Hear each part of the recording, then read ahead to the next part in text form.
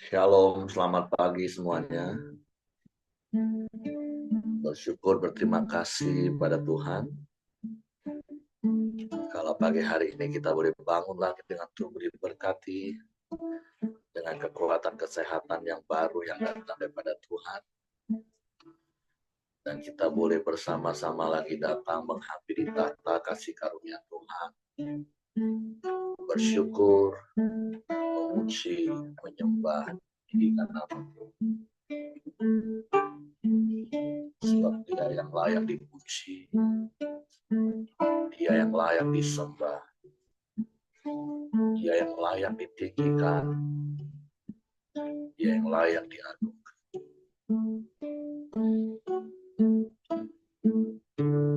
Bapa, kami bersyukur, kami berterima kasih kepadamu pagi hari ini. Terima kasih buat pemeliharaan, penjagaan, dan penyertaan di sepanjang malam. Pagi hari ini kami boleh bangun dengan tubuh yang diberkati, dengan kekuatan kesehatan yang baru yang datang daripada Tuhan. Terima kasih buat kesempatan hidup satu hari lagi yang Kau beri bagi kami. Terima kasih buat penyertaan-Mu di sepanjang minggu ini. Biar kami boleh menikmati kebaikan-kebaikan, menikmati kasih setia-Mu dan rahmat-Mu yang terus-menerus Kau nyatakan dalam hidup kami. Suatu pagi hari ini kami datang dengan hati bersyukur, dengan pujian kepadamu. Sebab kami tahu Kau bertahta di atas pujian penyembahan kami. Engkau berkuasa dan Kau berdaulat atas kami. Kami angkat hati kami, angkat suara kami, memuji, menyembah. Saat ku menyembahmu, Rohmu bekerja,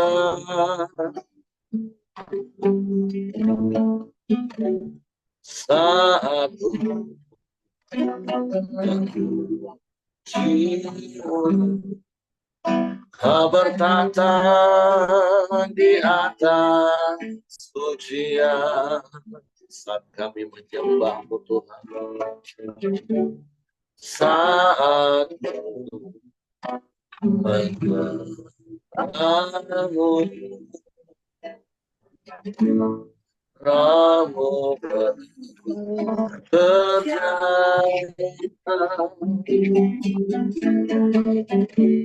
saat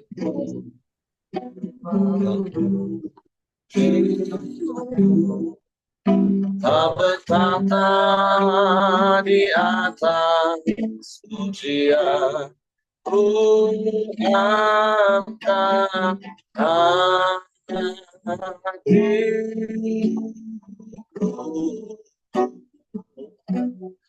ku pandangkan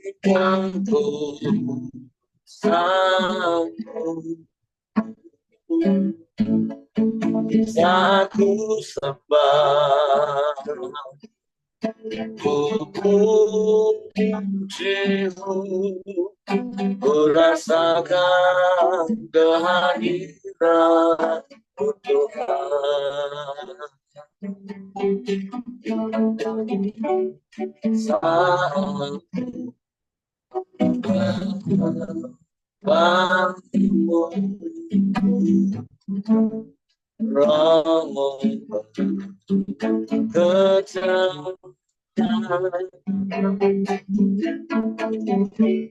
saat memuji-Mu, Kau bertata di atas pujian, ku angkat hatiku,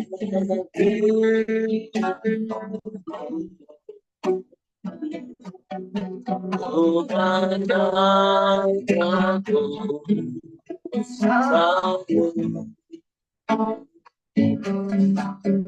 saat ku sempat tubuh jiwa merasakan kehadiran Tuhan. Ku angkat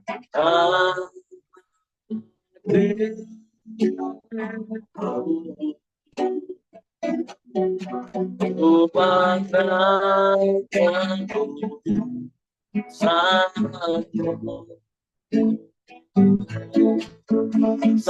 ku sempat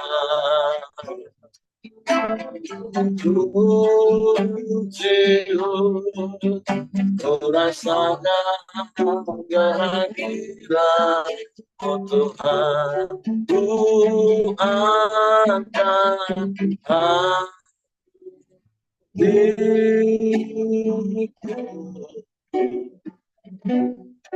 ku pandangkan saat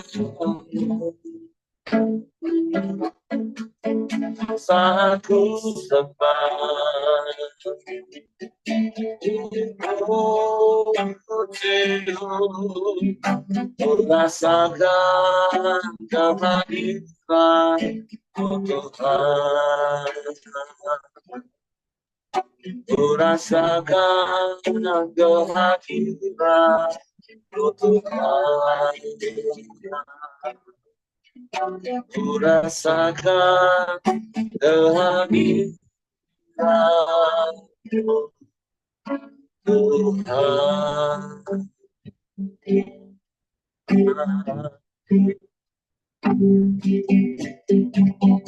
Kami sembah,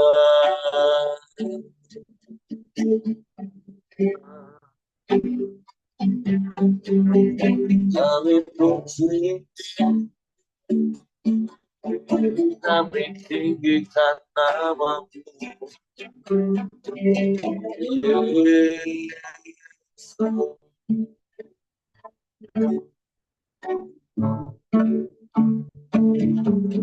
Sebab Engkau yang layak dipuji, disembah.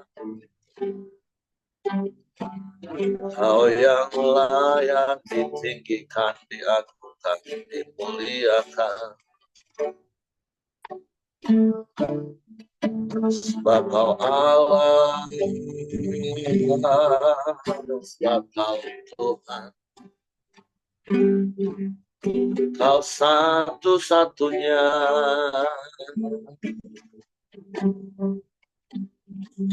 dan tidak ada yang lain, tidak ada yang sama seperti-Mu. Kami memuji, kami menyembah. Bapa bertahta atas pujian kami,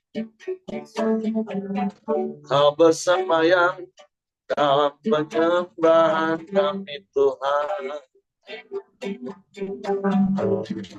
Sebab nama-Mu tinggi luhur, nama-Mu ajaib, nama-Mu berkuasa.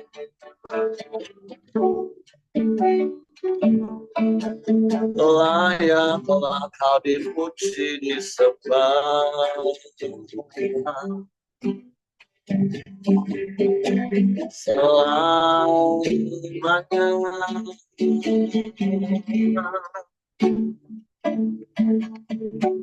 Amat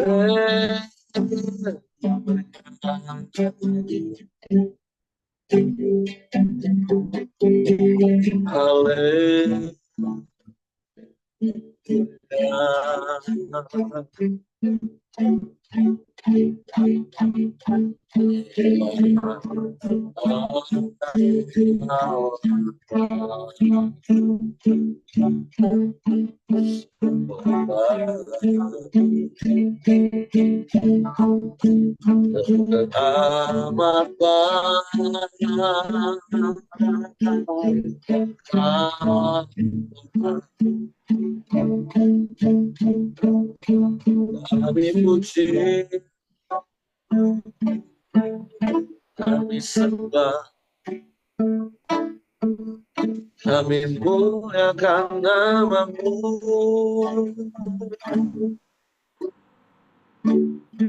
Yesus Tuhan,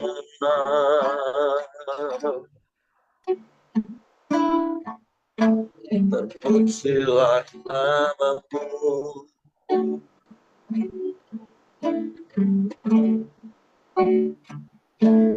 Terpujilah nama-Mu.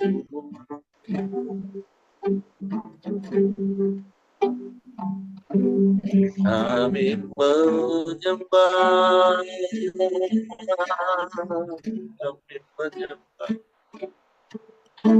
kami tinggikan Engkau, kami muliakan nama-Mu. Yesus,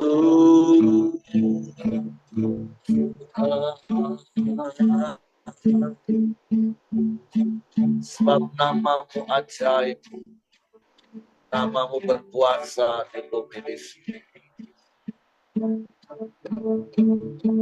Setiap lidah mengaku Yesus Engkau. Setiap lutut bertelut menyembah-Mu. Ajaib Engkau, dahsyat Engkau. Haleluya.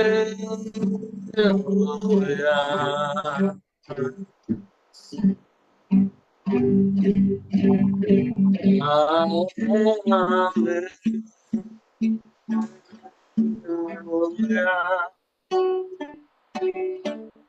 Terpujilah nama-Mu, terpujilah nama-Mu. Yesus.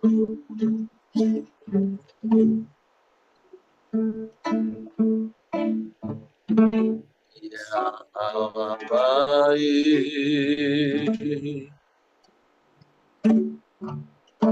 sungguh baik,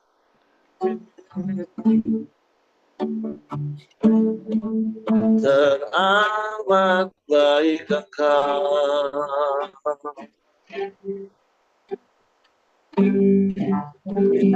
Yesus Tuhan,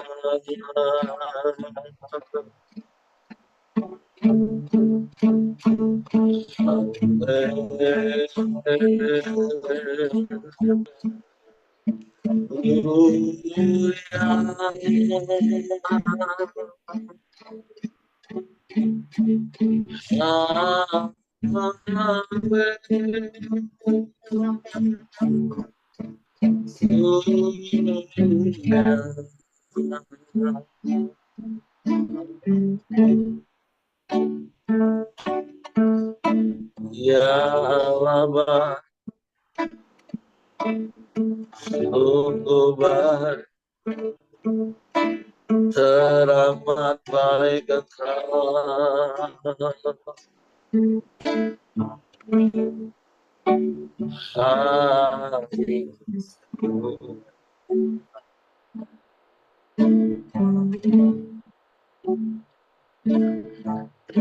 Silakan nama-Mu,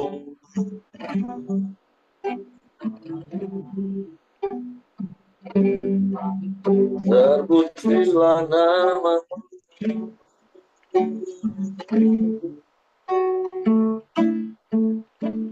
Terima kasih,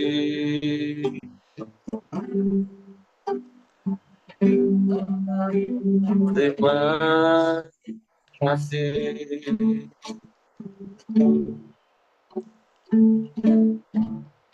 Kami sembah, kami sembah, kami sembah.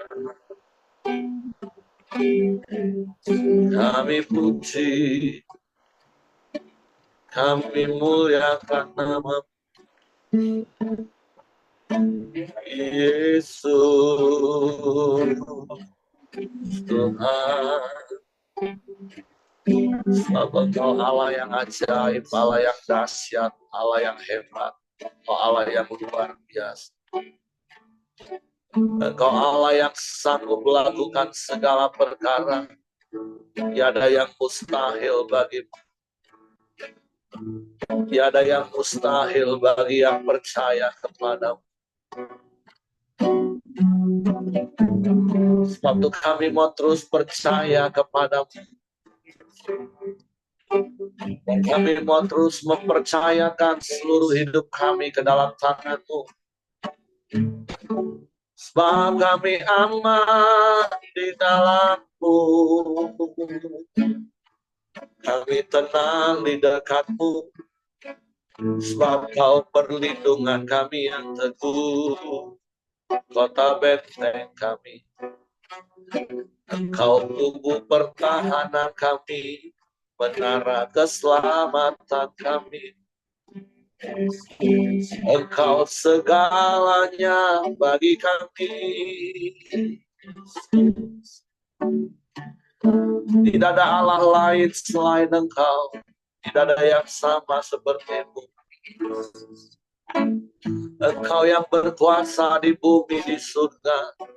Dan Engkau yang berdaulat penuh atas hidup kami. Kau Bapa yang setia, yang tak pernah ingkar janji. Kau genapi semua janji-Mu bagi yang percaya kepadamu. Kami percaya padamu. Sebab telah terbukti kesetiaan-Mu. Telah terbukti kasih-Mu dalam hidup kami. Engkau baik Tuhan. Engkau baik Tuhan. Kasih-Mu ajaib, kasih-Mu sempurna. Engkau mulia.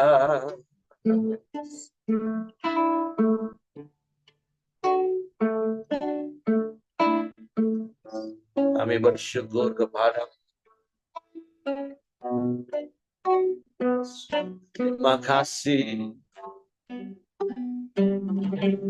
Haleluya. Kasih yang terindah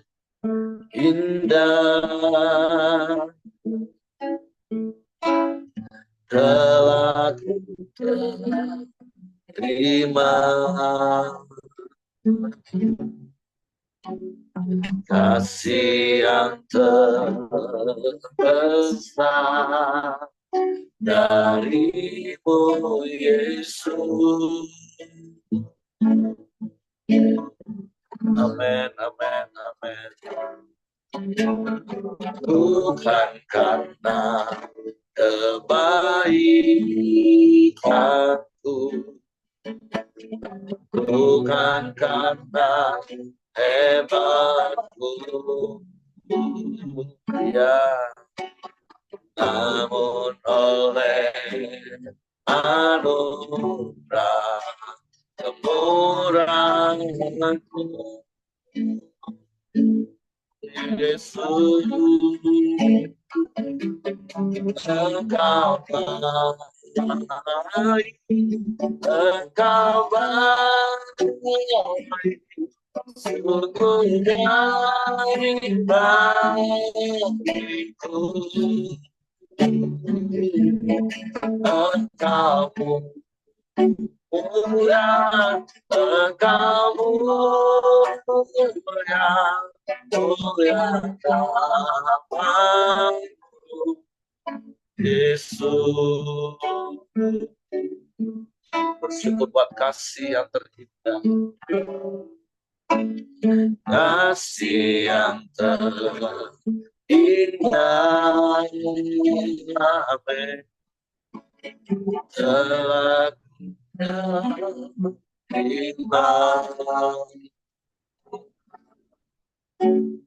kasih yang terbesar dari-Mu Yesus.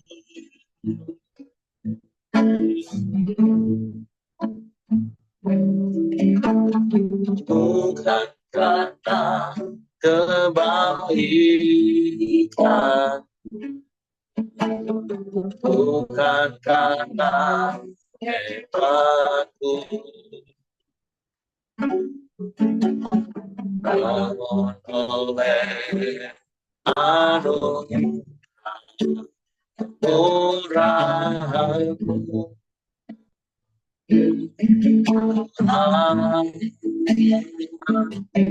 Engkau baik, Engkau baik, sungguh baik bagiku.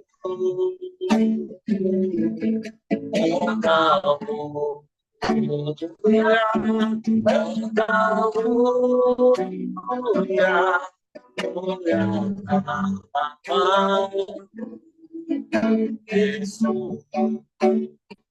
Engkau baik, Engkau baik, sungguh baik bagiku.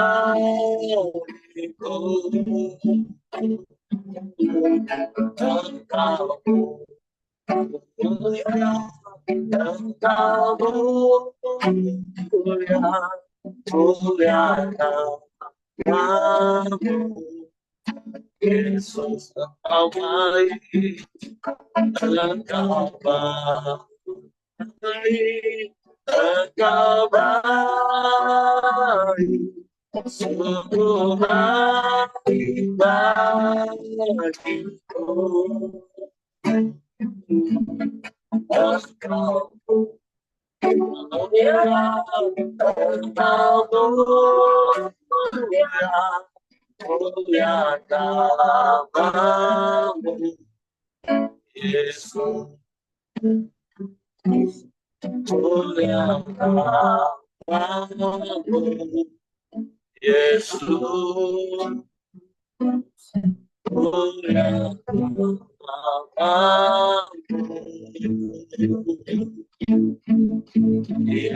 Yesus. Engkau baik Tuhan, sungguh baik, sangat baik, teramat baik.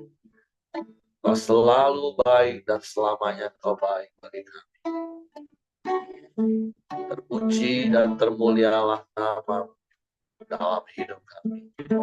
Ketika hidup kami selaras dengan firman, berpadanan dengan firman, Engkau dipermuliakan. Suatu pagi hari ini kami siapkan hati kami untuk diisi lagi dengan firman. Roh Kudus, tolong kami untuk mengerti dan memahami firman, hingga kami percaya firman dan kami melakukannya dalam hidup kami. Dalam nama Yesus kami sambut firman. Haleluya, haleluya, haleluya. Amin. Oke, silakan Ibu Dorcas.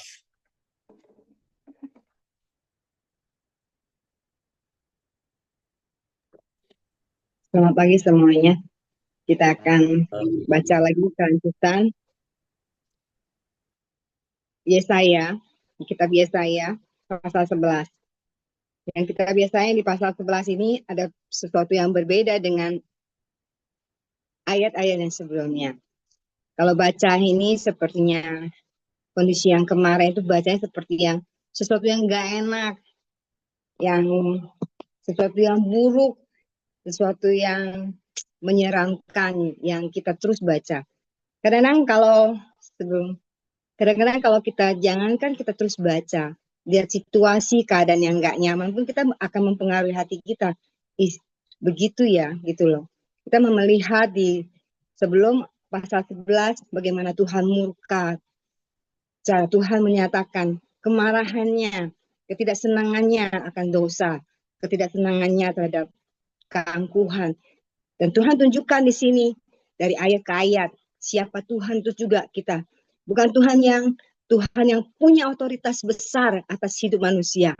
Tuhan yang punya otoritas besar atas setiap tingkah laku kita gitu loh. Yang saya melihat.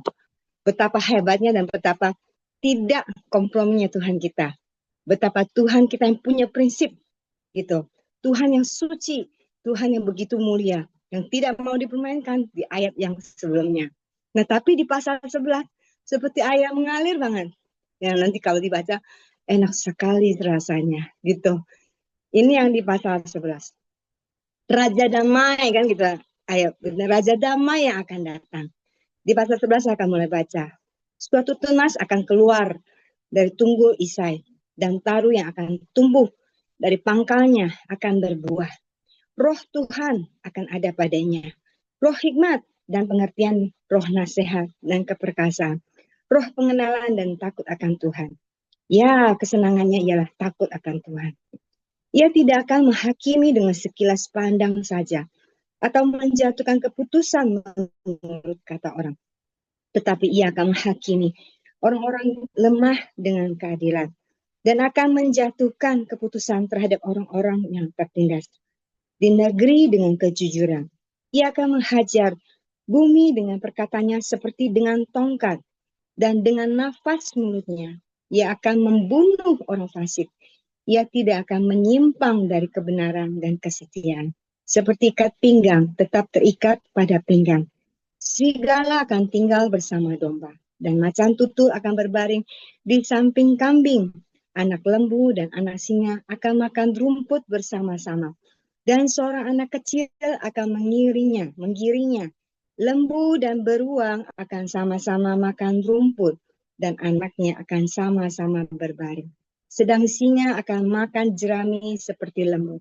Anak yang menyusu akan bermain-main dengan dekat liang ular tedung. Dan anak yang cerai susu akan mengulurkan tangannya ke sarang ular beludak. Tidak ada yang akan berbuat jahat atau yang berlaku busuk di seluruh gunungku yang kudus. Sebab seluruh bumi penuh dengan pengenalan akan Tuhan. Seperti air laut yang menutup dasar. Maka pada waktu itu, taruh dari pangkal Isai akan berdiri sebagai panji-panji, dan bagi bangsa dia akan dicari oleh suku-suku bangsa, dan tempat kediamannya akan menjadi mulia. Satu sisi bahwa ini nubuatan Yesaya tentang Yesus Kristus, yang jauh-jauh bahwa Yesus telah akan lahir, yang jauh-jauh bahwa ini menyatakan betapa kita beruntungnya, bahwa memanglah benar. Bahkan sebelum Yesus lahir, sebelum jauh-jauh waktu, Yesaya telah bernubuat bahwa Yesus yang akan lahir. Aku melihat di sini dengan jelas ayat pasal yang sebelumnya. Tuhan menyatakan murkanya yang begitu besar, murkanya yang nyala-nyala, bahkan nggak selesai-selesai murkanya. Dinyatakan murkanya nggak mau selesai. Betapa kalau Tuhan marah, dia menyatakan dia bisa menghabisin satu angkatan dengan membinasakan manusia itu sendiri. Tetapi aku melihat sebenarnya Tuhan yang murka akan dosa manusia, betapa berarti dosa itu memang sesuatu yang sangat menjijikan bagi, sekali lagi, menjijikan bagi di mata Tuhan. Tetapi Tuhan yang punya prinsip, saya mengatakan Tuhan yang punya prinsip, tapi tidak menghilangkan sifat aslinya Tuhan yang sangat hebat, yang sangat luar biasa, yang terus kita perkatakan sampai sekarang, yaitu Tuhan yang penuh kasih. Tidak bisa menghilangkan sifat Allah kita, dasar sifat Allah kita, yaitu Allah yang kasih. Sebenarnya kalau dari baca yang sebelumnya, Tuhan mau kelihatannya marah terus. Tapi sebenarnya Tuhan sebenarnya tidaklah mau membinasakan manusia. Tuhan sebenarnya tidaklah mau manusia mati di dalam kebinasaan. Tapi sebenarnya jauh-jauh hari Tuhan mau manusia punya pengharapan, penghidupan yang jauh lebih baik, yaitu kehidupan keselamatan. Sehingga Tuhan sudah mempersiapkan, yaitu Raja Damai itu. Tuhan sudah mempersiapkan, karena dia punya sifat aslinya, yaitu Allah yang penuh kasih. Kalau kita kadang-kadang sudah ngerasa diri kita bersalah, ngerasa bahwa kita salah banyak, Tuhan nggak akan mengampuni kita, Tuhan tidak akan melihat kita, Tuhan tidak akan menolong kita, Tuhan tidak akan melakukan apapun semuanya. Kita berdasarkan standar kita manusia untuk menilai kalau kita salah, kalau kita melakukan perbuatan yang sangat tidak menyenangkan, perbuatan yang tidak bisa ditoleri gitu. Tetapi satu sisi ketika kau sebenarnya kalau ada sosok yang sesungguhnya, yang kalau dia nggak punya kasih, bagaimana dia akan turun tangan sendiri, yaitu mengiringkan Raja Damai itu sendiri. Waktu baca Raja Damai, bahwa Tuhan akan datang sebagai satu contoh teladan kali ini. Bahwa dia datang, dia akan menjadi teladan yang hidup kepada kita, bahwa roh Tuhan dia ada padanya.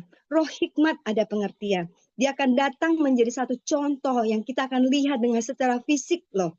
Kita manusia akan melihat loh dengan secara fisik. Kalau sebelumnya kita nggak akan melihat secara fisik, bagaimana sih cara bekerja yang namanya Tuhan yang Allah Maha Kasih? Bagaimana sih namanya penuh pengertian? Bagaimana sih Tuhan yang bagaimana menolong? Jadi kalau saat ini aku ngerasa, Yesaya pada masanya itu, dia masih bernubuat. Dia masih bernubuat berarti belum mengalami, masih baru akan datang. Saya bilang, saya penuh syukur. Saya dan kita semua bukan lagi melihat, bukan dari perkataan nubuatan, tapi kita sudahlah mengalami bahwa kasih Tuhan yang nyata kepada hidup kita, yaitu kasih Tuhan, kasih penuh pengampunan yang menjadi Raja Damai di dalam hidup.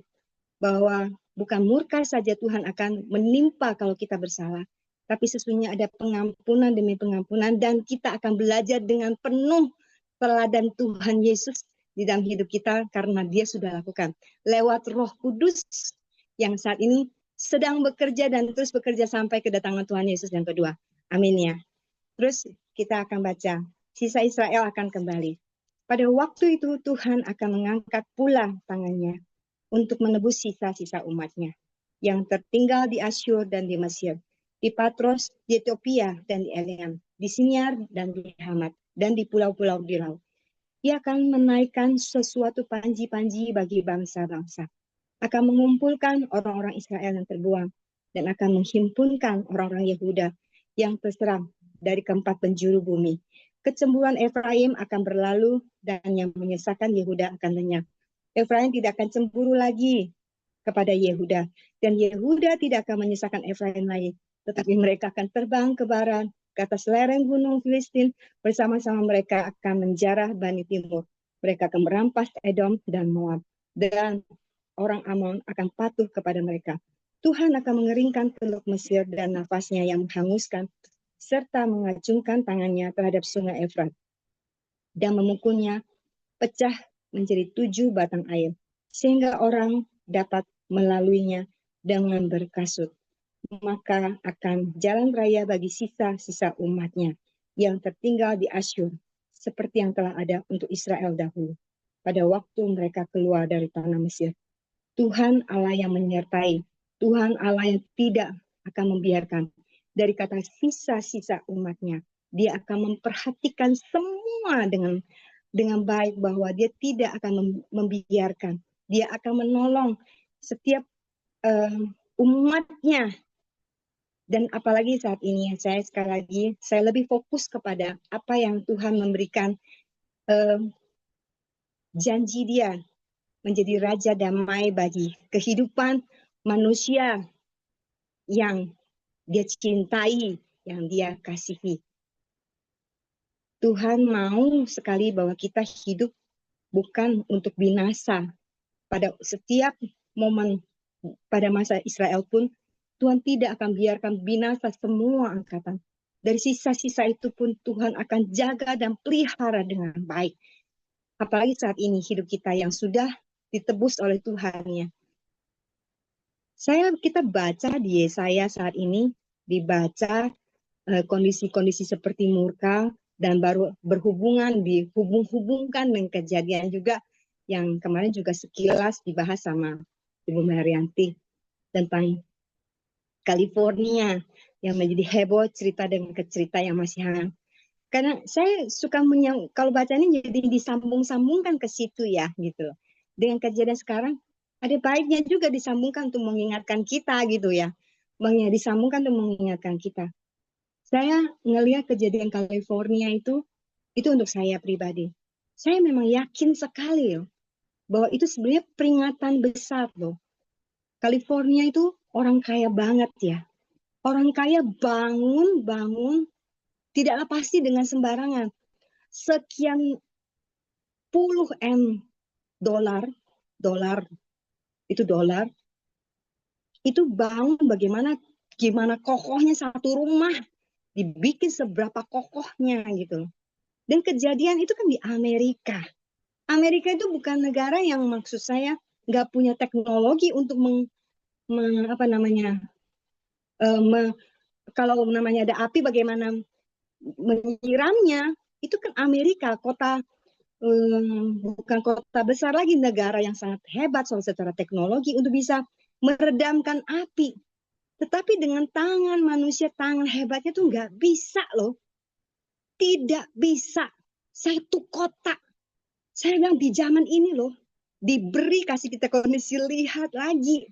Dikasih loh. Kalau saya pribadi, dikasih saya lihat kembali. Kalau mungkin ada yang bilang, oh itu disambung-sambungkan. Ya oke lah, oke lah.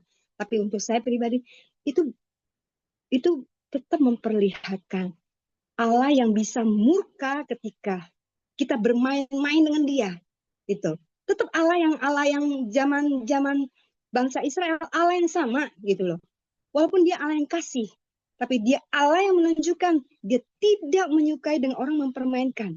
Manusia mempermainkan dengan perkataan, mempermainkan di hidup kita sendiri gitu loh. Saya bersyukur punya Tuhan yang hebat. Tidak bisa dikalahkan dengan kehebatan manusia gitu loh.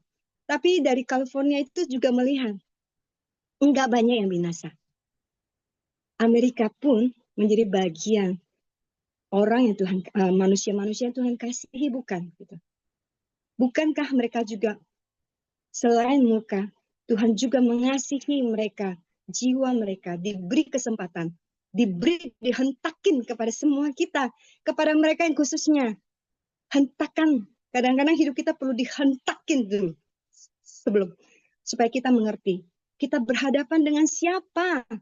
Kita nggak bisa berhadapan dengan Tuhan yang boleh hari ini kita boleh datang, boleh besok kita pergi, boleh hari ini kita hina, boleh kita melakukan segala sesuatu. Enggak bisa, yang nggak mungkin. Allah kita adalah Allah yang kita perlu hormati. Allah kita adalah Allah yang hebat. Allah kita juga Allah yang kasih. Jadi penuh kagumlah saat ini kita, penuh kagumlah kita sama Tuhan kita, Allah yang kasih. Yang walaupun sebenarnya Dia benci, tapi sifat dasarnya yaitu Dia penuh kasih. Supaya juga California dan kota-kota lainnya. Kalau Sodom dan Gomora Tuhan menghanguskan, sesungguhnya Tuhan juga mencintai manusia. Tuhan benci terhadap setiap dosa. Tapi cinta Tuhan yang besar, sifat Tuhan yang penuh kasih. Dia mau manusia tidak selamat. Kalau saya jadi Tuhan ya sekalian aja hangusin. Ngapain pusingin amat? Ya toh. Tapi Allah kita yang Allah yang kasih itu loh. Kalau sering kalau dengar Allah kasih itu sudah biasa dan bosan banget, jujur. Allah kasih, Allah kasih, Allah ya, saban hari yang ngomong Allah ya Allah kasih. Tapi Allah kasih yang seperti apa? Harus lebih kita ngerenungkan lebih dalam lagi. Allah kasih itu Allah yang sangat sayang. Sesayang-sayang Dia nggak mau kita binasa. Dari situlah bahwa kalau Allah punya kasih yang segitu besar, terus Dia udah nyatakan kita, waktunya lah sekarang ini juga. Kita juga lakukan hal yang sama. Bahwa teladan kita yaitu Yesus. Nyatakan juga kasih kita kepada orang lain. Bahwa Yesus yang punya kasih ada di dalam diri kita. Bahwa Yesus tidak mau orang lain binasa. Lewat kitalah kita juga beritakan bahwa Yesus tidak mau orang lain, manusia binasa. Lewat kita yang Tuhan Yesus saat ini sudah berada di surga. Lewat kita saat ini yang ada di dalam tubuh fisik kita yang saat ini menyatakan kasih Tuhan. Cinta Tuhan, kehebatan Tuhan, dahsyatnya Tuhan lewat hidup kita. Itu yang saya dapati, Pak Heri. Saya kembalikan ke Pak Heri. Oke, terima kasih untuk Ibu Dorcas. Jadi sekali lagi, percaya bahwa Allah itu adalah kasih. Bahkan seperti kemarin juga saya ingatkan lagi, di hari Senin saya juga sudah sampaikan berkaitan dengan apa yang terakhir Ibu Jaja sampaikan. Di pasal 9 dijelas kata, dia itu Bapa yang kekal. Jadi bukan hanya bicara pada waktu di perjanjian baru, Yesus mengatakan kalau kau bertemu dengan aku, engkau akan melihat Bapa. Bapa yang penuh kasih, tapi dia Bapa yang kekal. Dari dulu memang dia Bapa yang kekal, dia Bapa yang penuh kasih. Tapi sekali lagi, masalahnya jangan kita seperti anak-anak yang dengan sifat kekanak-kanakannya, yang memandang kasih itu menurut ukuran kita sendiri. Banyak orang yang menamakan diri Kristen bahkan tertipu oleh bapak dari segala pendusta. Oh, kalau Tuhan berbuat yang nggak baik untuk kamu, berarti dia bukan bapak yang baik. Dia bapak yang jahat, dia bapak yang bengis. Mana buktinya kalau dia bapak yang kasih? Nah, karena konsep kekanak-kanaan itu adalah kasih itu selalu menuruti apa yang kita mau. Sampai ngelunjak kita jadinya. Sehingga seperti yang berkali-kali saya ingatkan, jangan sampai kita menjadi orang bebal di atas bebal. Jadi justru karena Allah mengasihilah, Allah bisa mendisiplin kalau kita sudah mulai melupakan dia. Jadi jangan dipisah-pisah perjanjian lama, perjanjian baru. Bahkan di perjanjian baru, kalau Bapak Ibu baca di Galatia 6 ayat 7, ada nasihat yang keras, jangan sesat. Allah tidak membiarkan dirinya dipermainkan. Karena apa yang ditabur orang, itu juga akan dituainya. Ya, kalau itu berkaitan dengan apa yang sedang terjadi, walaupun seperti Ibu Caca ngomong, ya ini bukan cocokologi, tapi kita percaya memang semua yang terjadi dalam dunia ini atas intervensi Tuhan. Seperti Bu Caca katakan, Amerika mempunyai teknologi yang canggih untuk memadamkan. Ini bukan kebakaran yang pertama kali, daerah situ sudah sering. Tapi masalahnya nggak seluas dan tidak sehebat yang sekarang, di mana Tuhan menunjukkan sehebat apapun manusia yang nggak akan sanggup. Nah, sekali lagi seperti yang berkali-kali sepanjang minggu ini saya katakan, bukan berarti kita mensyukuri kejadian ini dalam konteks kapok orang Amerika, bukan itu. Tapi justru dalam situasi ini supaya mereka bahkan itu juga jadi peringatan bagi kita, jangan main-main dengan Tuhan. Makanya firman Tuhan pun sampai hari ini kan ngajak kita untuk punya sikap hati yang takut akan Tuhan. Apa itu takut akan Tuhan? Respect, hormat. Iya, dia Bapak kita yang penuh kasih. Tapi bukan mentang-mentang dia Bapak yang penuh kasih, terus kita kurang ajar dan suka-suka dengan dia. Nggak boleh seperti itu. Nah, setiap kita yang jadi orang tua, jadi Bapak juga paham hal itu kan. Kita mengasihi anak kita dengan seluruh jiwa raga kita. Tapi tentu kita juga nggak mau anak kita jadi kurang ajar. Anak kita melakukan hal yang salah berulang-ulang. Sekali dinasehati, ditegur lembut, enggak juga ditegur sedang, enggak juga ditegur keras, bahkan sampai disiplin. Itu Bapak. Beda dengan setan, beda dengan iblis. Oh, kasih itu baik, apa yang kamu minta dikasih. Semua boleh, semua oke. Oh, itu bukan kasih, itu penyesatan. Nah, tapi banyak orang seperti kekanak-kanaan. Kalau lihat situasi yang nggak cocok dengan dagingnya, langsung, wah Tuhan jahat, Tuhan nggak baik. Ya, tapi saya percaya setiap kita yang ada ini adalah orang-orang yang dewasa rohani, memandang Allah itu seutuhnya. Bukan hanya satu sisi, hanya untuk ego kita sendiri. Seperti beberapa hari ini saya kasih contoh ilustrasi, kalau kita kasih mainan ke anak kita, itu karena kita sayang. Tapi kalau anak kita jadi terlalu asik dengan mainannya, sampai kita panggil berkali-kali dia nggak perhatikan kita, bukan anaknya yang dibunuh, bukan anaknya yang dibinasakan. Mainannya kita ambil untuk mendisiplin dia. Atau seperti yang saya katakan, kalau dari atas dijatuhkan banyak uang, wah kita sibuk mengutin uang terus. Nggak akan pernah lihat ke atas dari mana uang ini jatuh. Nggak peduli kita. Tapi coba satu batu kerikil aja dijatuhin kena kepala. Oh, langsung noleh ke atas marah-marah. Nah, jadi mari bertumbuh dewasa di dalam mengenal Tuhan. Nah, berkaitan secara khusus dari pasal 11 ini, yang seperti Ibu Dorcas tadi katakan, waduh, rasanya damai banget baca pasal ini. Ya, dan ada satu prinsip kalau kita belajar teologi ya, bahwa setiap nubuatan itu penggenapannya itu seperti perspektif kaca pembesar itu yang semakin lama semakin besar. Jadi penggenapannya itu bukan cuma satu kali, tapi bisa berkali-kali dalam uh, apa ya, penggenapan dalam hal yang kecil lama-lama semakin besar. Jadi pasal 11 ini bisa berbicara tentang nubuatan kedatangan Yesus yang pertama, kelahiran Raja Damai sebagai tunas yang keluar dari tunggul Isai. Isai itu kan bapaknya Daud. Yesus itu disebut anak Daud.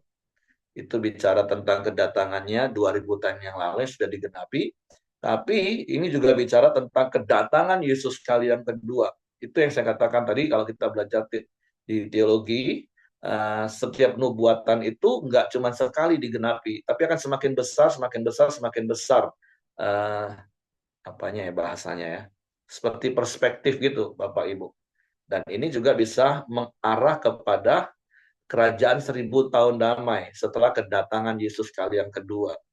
Jadi sebuah gambaran, sebuah bayangan langit baru, bumi baru, dengan kondisi yang benar-benar baru, kondisi yang benar-benar damai, seperti Taman Eden lagi Bapak Ibu.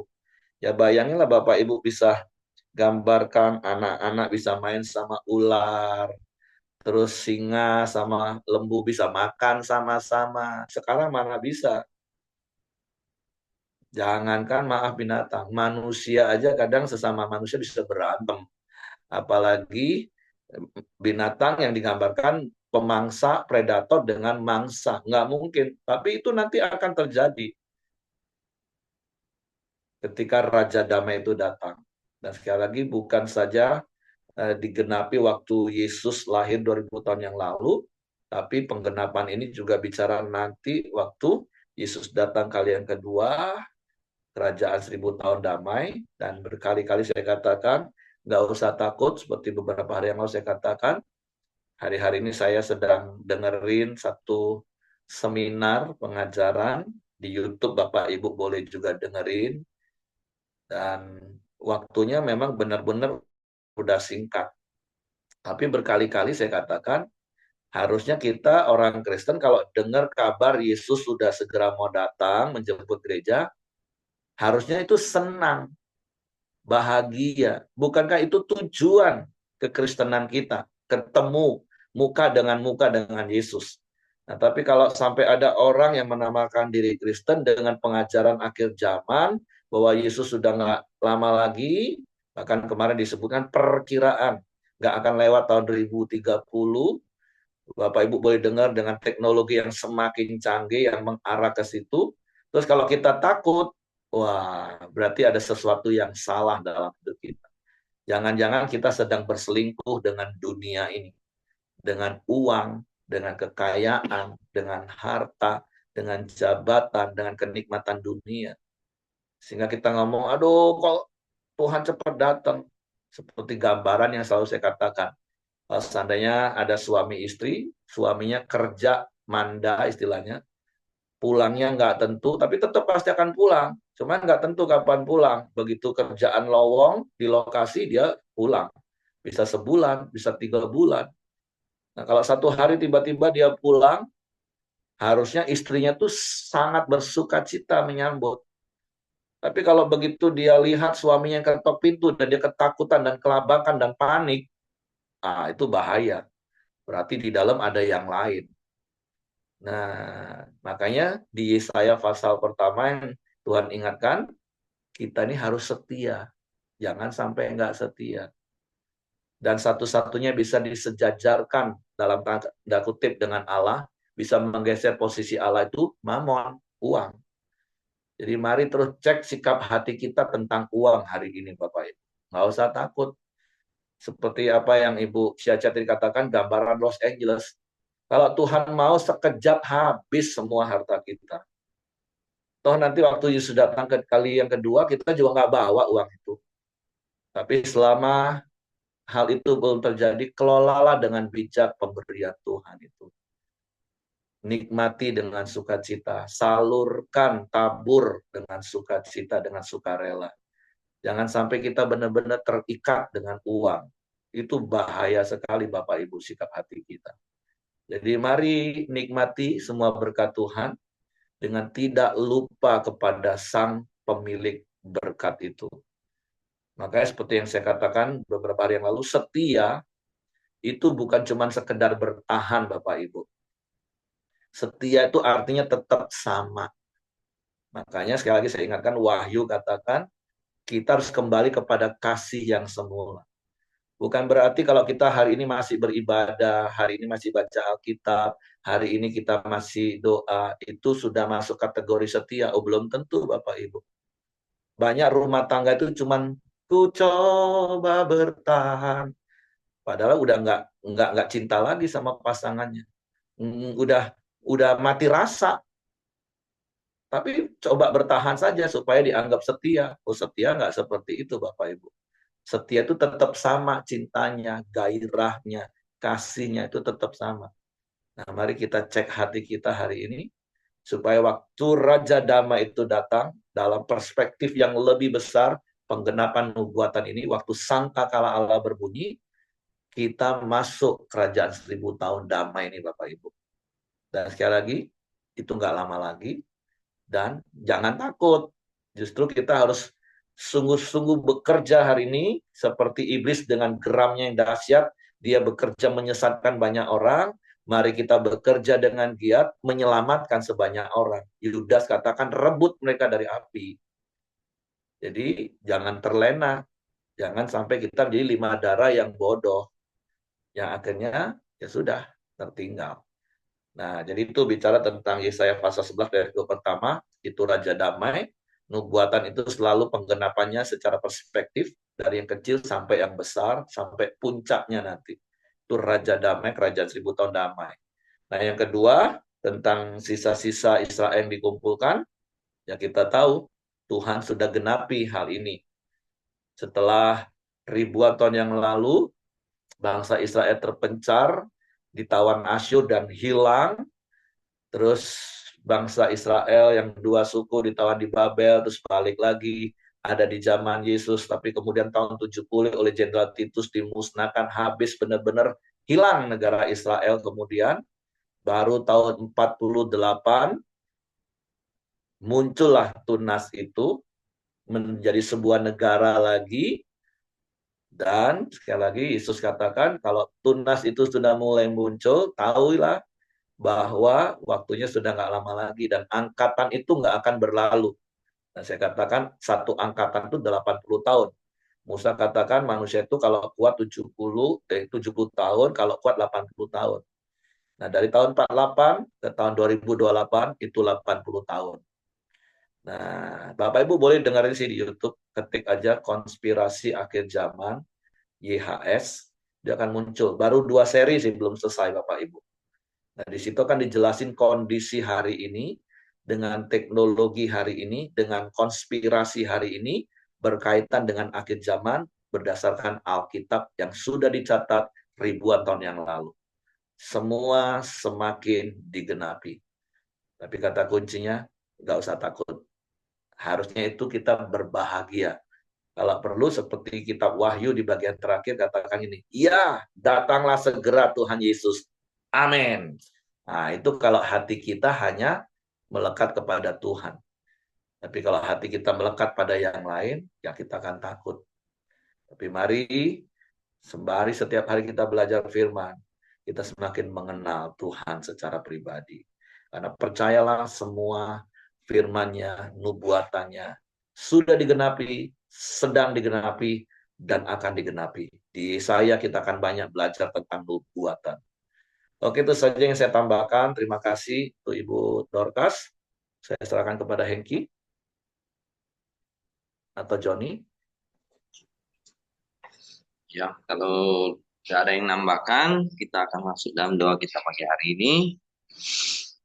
Bapak terima kasih. Pagi hari ini kami bersyukur Tuhan. Kalau kami boleh terus bersama-sama memuji, memuliakan Engkau Tuhan. Terima kasih pagi hari ini kami boleh belajar akan kebenaran firman-Mu Tuhan. Kami boleh mengenal Allah yang penuh kasih, yang selalu mengasihi kami Tuhan. Meskipun seringkali kami melakukan kesalahan, tapi kasih-Mu itulah yang menutupin semua kesalahan kami Tuhan. Lewat pengorbanan Yesus Kristus Tuhan, kami boleh diselamatkan Tuhan. Terima kasih Tuhan Yesus, pagi hari ini kami syukur untuk semuanya Tuhan. Juga berdoa buat Dorcas yang sudah menyampaikan kebenaran firman-Mu. Tuhan, semakin hari Kau berkati dia, Kau memakai hidupnya, terus menjadi berkat bagi banyak orang Tuhan.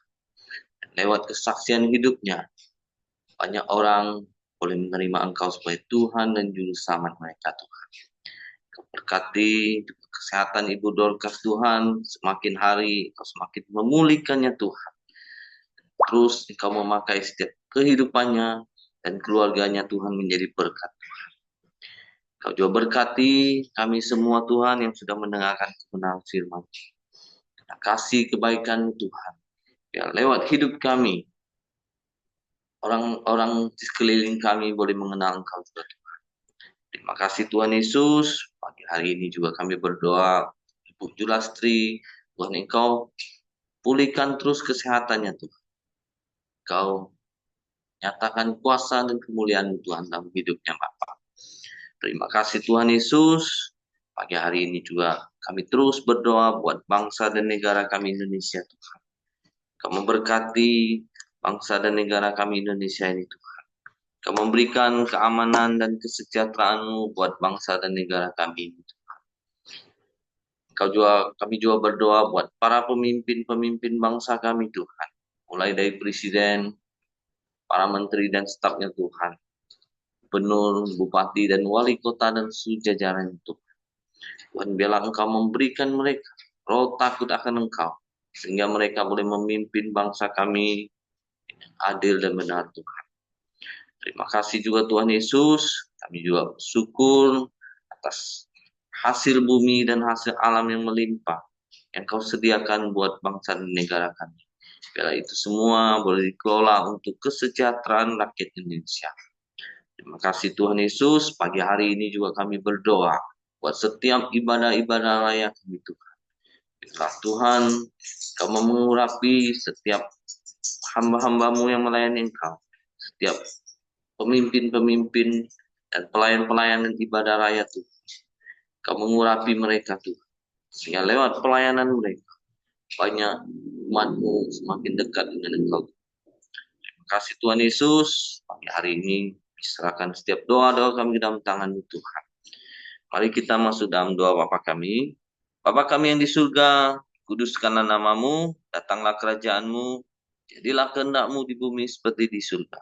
Berikanlah kami pada hari ini makanan kami yang secukupnya, dan ampuni kami akan kesalahan kami, seperti kami juga mengampuni orang yang bersalah kepada kami.